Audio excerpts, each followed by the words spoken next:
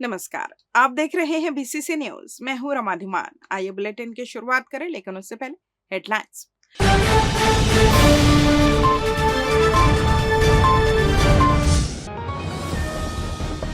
निगम के RO plant बदहाली में आयुक्त ने कहा करा रहे सुधार।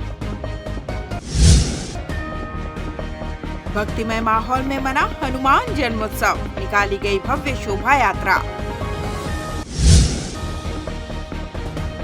नाबालिग से डरा धमकाकर दुष्कर्म, 2 आरोपी गिरफ्तार।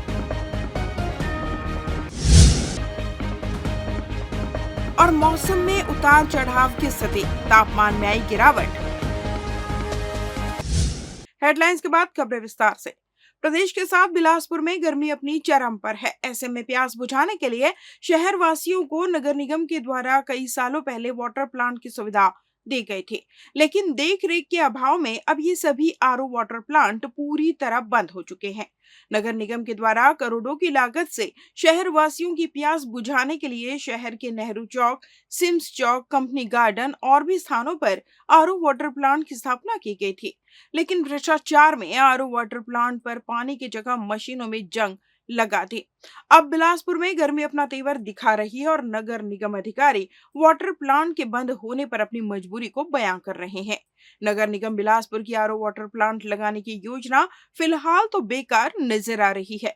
जनता की प्यास बुझाने को लेकर भले ही नगर निगम अपने दावे कर रहा हो, लेकिन वास्तविक स्थिति शहर में अलग ही नजर आती है। जगह जगह बंद पड़े वाटर प्लांट शहर वासियों को सुविधा कम और परेशानी ज्यादा दे रहे हैं। इस संबंध में नगर निगम आयुक्त अमित कुमार का कहना है कि शहर में लगे आरओ वाटर प्लांट सीएसआर मद और अन्य माध्यमों से शहर में लगाए गए थे। इसके लिए गर्मी के पूर्व इन प्लांट्स को मेंटेन किया जाता है, लिहाजा शहर में 3 आरओ प्लांट को ठीक करा दिया गया है और उन्हें प्रारंभ कर दिया गया है, जबकि बाकी बचे हुए आरओ प्लांट को भी ठीक कराया जा रहा है ताकि शहरवासियों को गर्मी के दिनों में ठंडा पानी उपलब्ध हो सके। शहर में कुछ आरओ प्लांट्स थे जो विभिन्न स्थलों पे लगाए गए थे। कुछ सीएसआर मद के थे, कुछ अन्य मद के थे। इनमें कुछ दिनों से समर से पहले हम इसका तैयारी कराते हैं कि इसको चालू करा देते हैं। इसमें अभी वर्कआउट करते हुए 3 आरओ प्लांट को चालू करा लिया गया है। बाकी को भी जो संबंधित विभाग है उसको मेंटेनेंस करा के उसको भी प्रारंभ कराएंगे। एनएसयूआई के पदाधिकारी और कार्यकर्ता अपनी मांगों को लेकर विश्वविद्यालय गेट के सामने करीब 10 दिनों से धरना प्रदर्शन कर रहे हैं। गौरतलब है कि विश्वविद्यालय के छात्र अपनी मांगों को लेकर विरोध प्रदर्शन कर शव यात्रा की शुरुआत की थी। राजेश सिंह का कहना है कि विश्वविद्यालय प्रबंधन मृत हो चुका है, जिसे देखते हुए 13 दिन तक ये कार्यक्रम चलाएगा, जिसमें दशगात्र मुंडन से लेकर 13वीं का कार्यक्रम भी किया जाएगा, जिसके तहत शनिवार को दशगात्र और मुंडन का आयोजन विरोध दर्ज कराया गया। एनएसयूआई के प्रदेश सचिव ने विश्वविद्यालय प्रबंधन पर गंभीर आरोप लगाते हुए कहा कि विश्वविद्यालय में लगातार भ्रष्टाचार का मामला सामने आ रहा है, पर जानकारी होने के बावजूद इस ओर कोई ध्यान नहीं दे रहा है। कभी शिक्षक भर्ती में गड़बड़ी तो कभी यूजीसी मापदंड को किनारा कर भारतीय प्रक्रिया की जा रही है। राजेश सिंह का कहना है कि कमीशन के चक्कर में विश्वविद्यालय में टेंडर प्रक्रिया में भी घोटाला किया गया, जिसके विरोध में 10 दिन हो चुके हैं, पर इस ओर किसी ने ध्यान नहीं दिया, जिसे देखते हुए इस कार्यक्रम के अंतिम दिन यानी 13वीं को रायपुर में धरना प्रदर्शन कर राज्यपाल को ज्ञापन सौंपा जाएगा।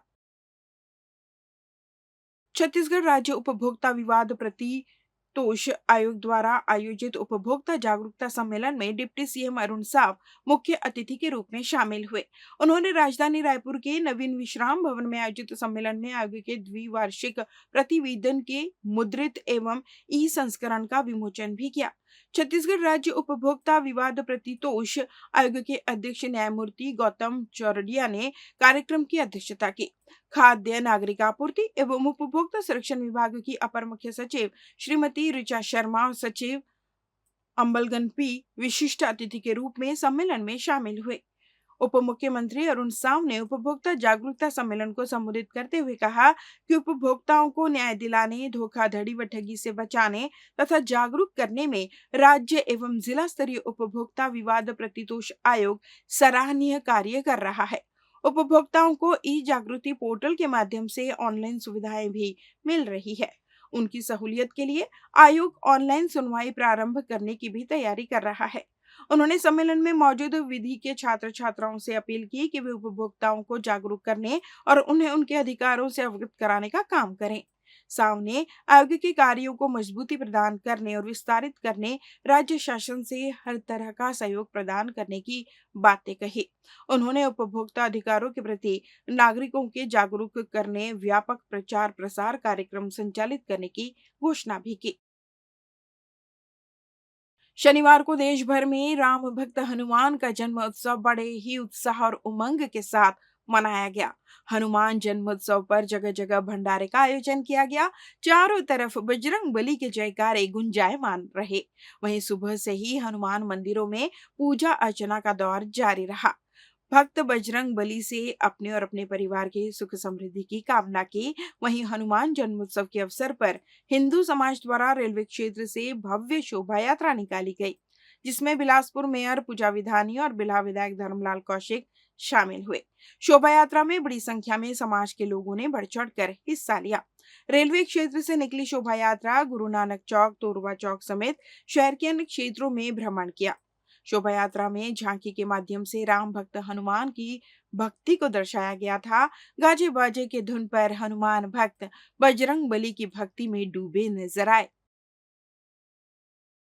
हनुमान जन्मोत्सव के उपलक्ष्य में शनिवार को तारबहार क्षेत्र में भव्य आयोजन किया गया। हिंदुत्व समिति तारबहार के तत्वाधान में आयोजित इस हनुमान जन्मोत्सव में बड़ी संख्या में श्रद्धालु उपस्थित रहे। वहीं हनुमान जन्मोत्सव के उपलक्ष्य में समिति द्वारा शनिवार सुबह से ही तारबहार क्षेत्र में आकर्षक साज सज्जा की गई, जहां सुबह से ही भोग भंडारे का आयोजन किया गया।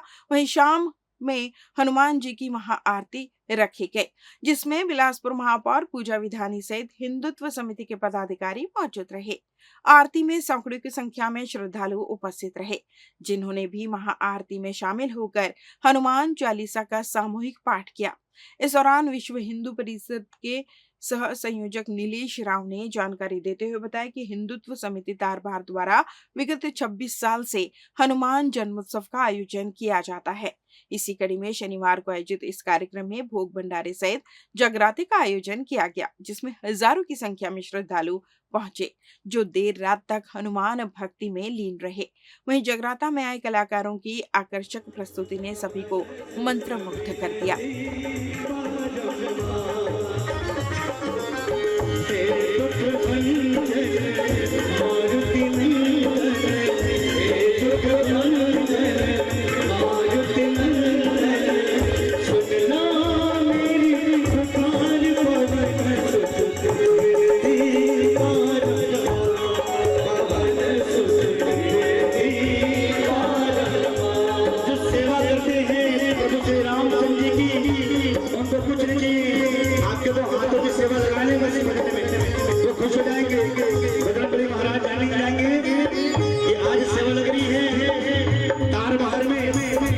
तो दोनों हाथों की सेवा कैसे लगेगी? सारे हाथों की सेवा। जय जय श्री राम।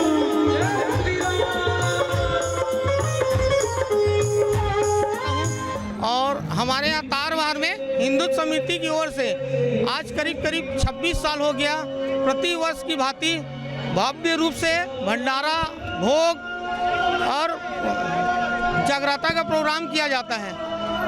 और हमारे यहाँ सुबह 2 बजे से और रात के 1 बजे तक, जब तक प्रभु की इच्छा हो, जब तक हमारे यहाँ भंडारे का प्रोग्राम चलता है। मैं ये बता रहा हूँ कि लगभग 26 साल से ये सेवा हनुमान जन्मोत्सव के उपलक्ष्य पे हिंदुत्व समिति के तत्वाधान में किया जा रहा है। लगभग 26 वर्षों से पूरे तारबहार नाका से लेके फाटक तक को सजाया जाता है भगवा ध्वज में। पूरे तारबहार को भगवा रंग में रंगा जाता है, मतलब भगवा में किया जाता है। और भव्य भंडारा का आयोजन हर साल की तरह इस साल भी होता है। लगभग 11 बजे से हमारा भंडारा चालू होता है और जब तक प्रभु की इच्छा रहती है तब तक भंडारा चलता है स्वतः रूप से। लेते हैं छोटा सा ब्रेक। पिछले 17 वर्षों से रियल एस्टेट के क्षेत्र में दे रहे हैं अपनी सेवाएं और लगातार शहर की जनता को एक नई लिविंग लाइफस्टाइल। अपने कार्यों एवं सेवाओं के माध्यम से लाखों लोगों की उम्मीदों को दिया है आकार। इसलिए जिले में ही नहीं पूरे प्रदेश में इनकी पहचान है बरकरार। आपके सपनों के घर को हकीकत में बदल कर है दिखाना, इसलिए आपके लिए लेकर आए हैं भाटी आशिया।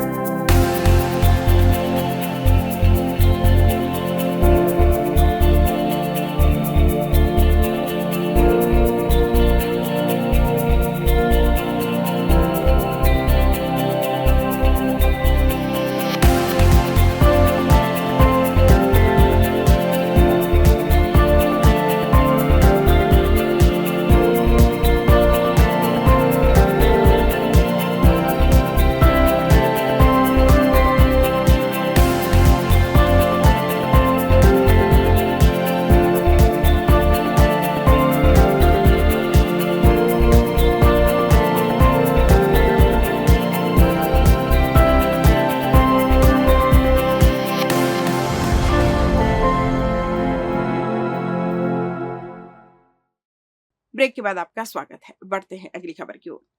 नाबालिग लड़की के साथ दुष्कर्म करने वाले 2 आरोपियों को रतनपुर पुलिस ने गिरफ्तार कर लिया।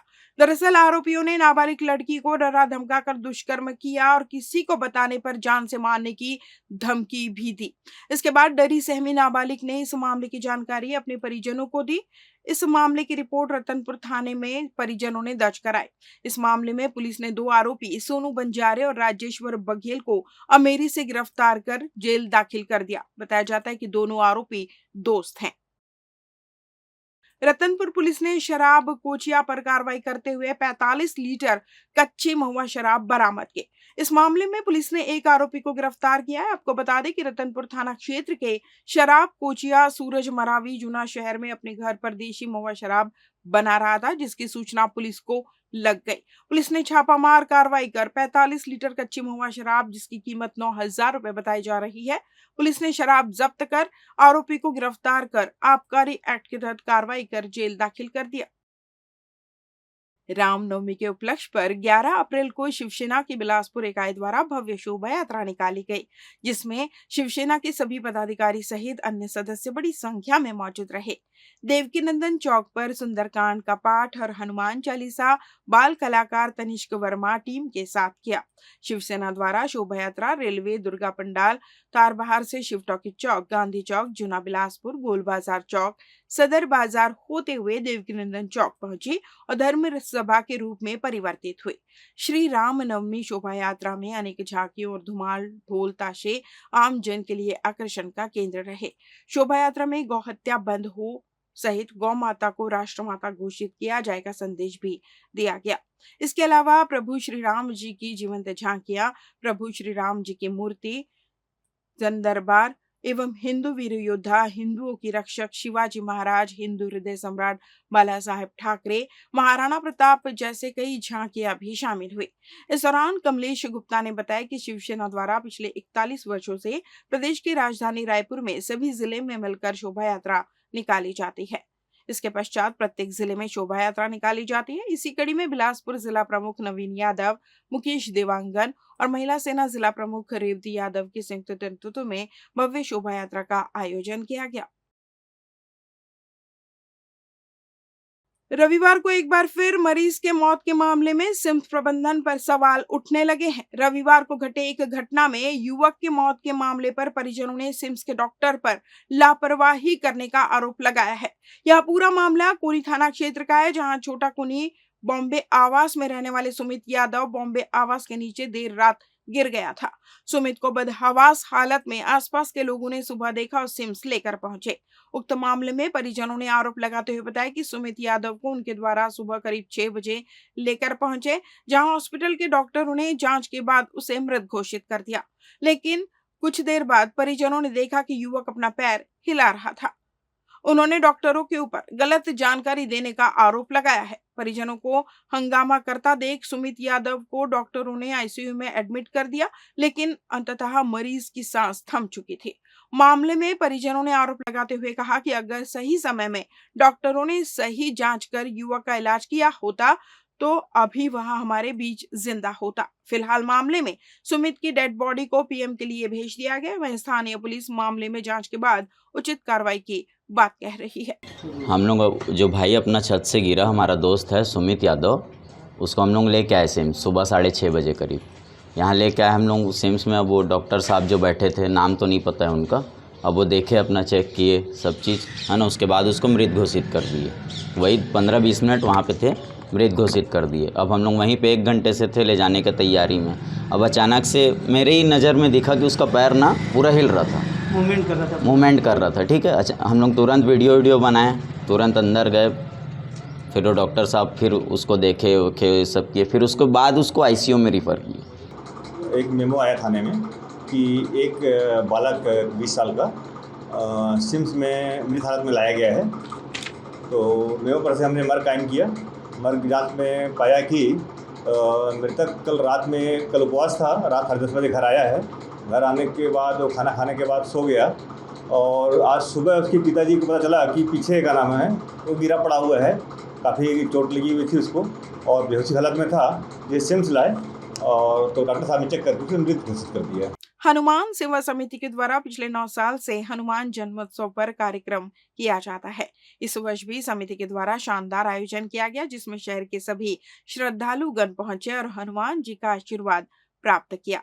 हनुमान आरती के बाद भोग वितरण का कार्यक्रम किया गया, जिसमें हजारों लोगों ने भगवान का प्रसाद ग्रहण किया। पेश है कार्यक्रम की कुछ खास झलकियां।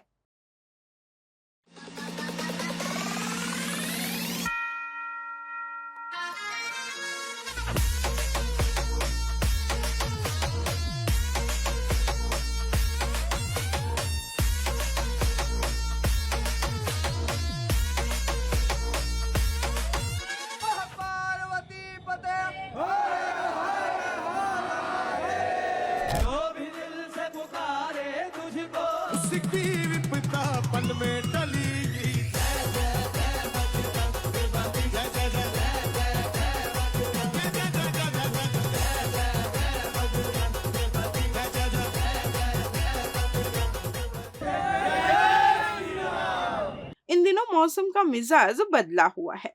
बदली बारिश के साथ ठंडी हवा चलने से लोगों को गर्मी से थोड़ी राहत मिली है। मौसम विभाग के अनुसार अगले 3 दिनों तक मौसम ऐसा ही रहेगा। 3 दिन तक प्रदेश के जिलों में अधिकतम तापमान में कोई विशेष परिवर्तन होने की संभावना नहीं है। आगामी 2 दिनों में अधिकतम तापमान में 2 से 3 डिग्री सेल्सियस तक बढ़ोतरी की संभावना है। आगामी सप्ताह पर प्रदेश के जिलों में गरज के साथ तेज हवा और बारिश होने की भी संभावना है। इस बुलेटिन में बस इतना ही। अगले बुलेटिन में आप सबकी फिर मुलाकात, तब तक मुझे दीजिए विदा। नमस्कार।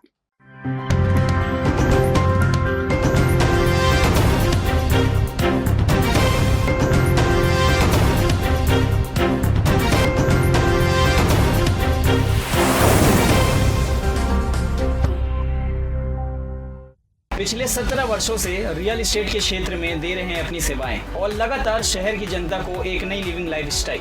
अपने कार्यों एवं सेवाओं के माध्यम से लाखों लोगों की उम्मीदों को दिया है आकार।